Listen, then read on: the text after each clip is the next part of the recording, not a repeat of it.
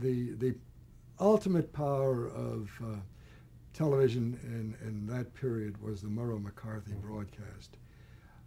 From our point of view, from Murrow's point of view.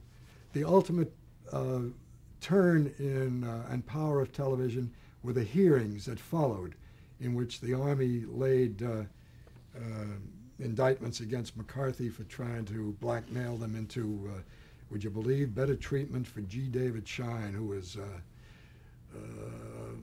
a friend of Roy Cohn, and they went around devastating all the Voice of America libraries in Europe as communist outlets. Those hearings. The ultimate in my book is still the lawyer turning on McCarthy and saying, never until now did I gauge your cruelty, Senator. Right. Have you no sense of decency left?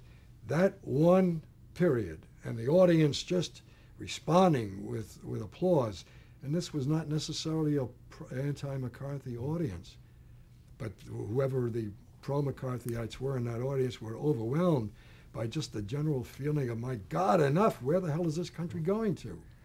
It was the mother lode, it was the father, it was the fount of all of these magazine shows.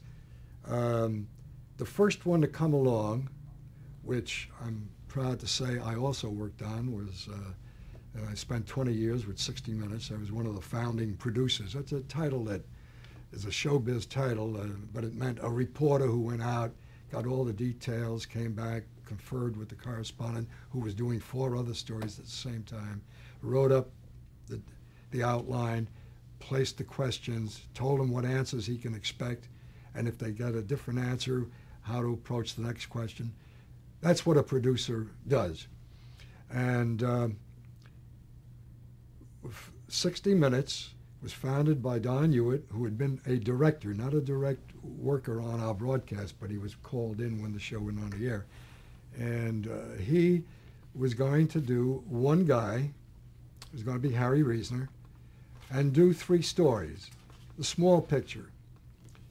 And it would have been impossible for any one guy to do all 3 stories of the week. We saw that immediately. So he then pulled Mike Wallace in, the 2 of them.